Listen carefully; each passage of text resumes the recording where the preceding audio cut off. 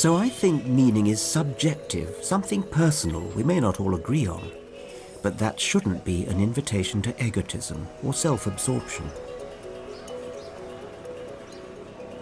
Here in northern India, Westerners still come in droves in the hope of finding some deeper meaning in Eastern mysticism.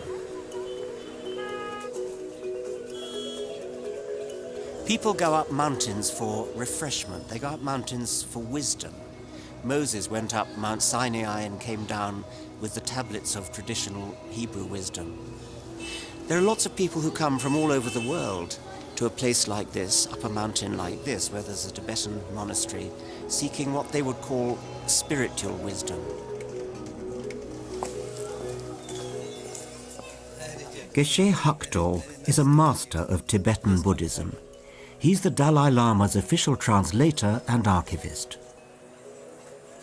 The complete teaching of the Buddha is aimed towards transforming your mental outlook, because the ultimate purpose is to remove all kinds of problems and sufferings. And problems and sufferings and disturbances cannot be removed by relying on external forces or external material sources or your relatives and friends.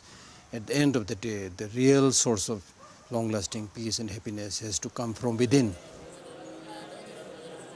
For a Buddhist, what matters is accepting that reality will always change. To be happy in this changing reality, Buddhists teach that we must eliminate our attachments to people and possessions. I sort of half understand that.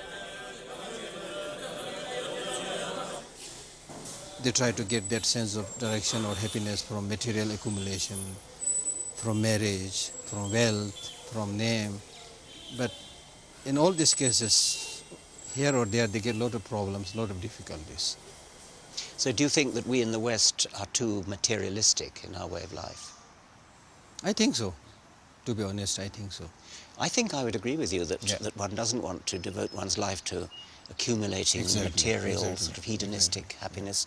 I'm not sure that I would look inward, though. I think I might get happiness from music and from science. Exactly. When you do something that is creative, something that really satisfies your inner urge, you know. Yes, but meditating and sort of looking inwards doesn't sound to me as though that's really doing that. Perhaps it Of helps. course.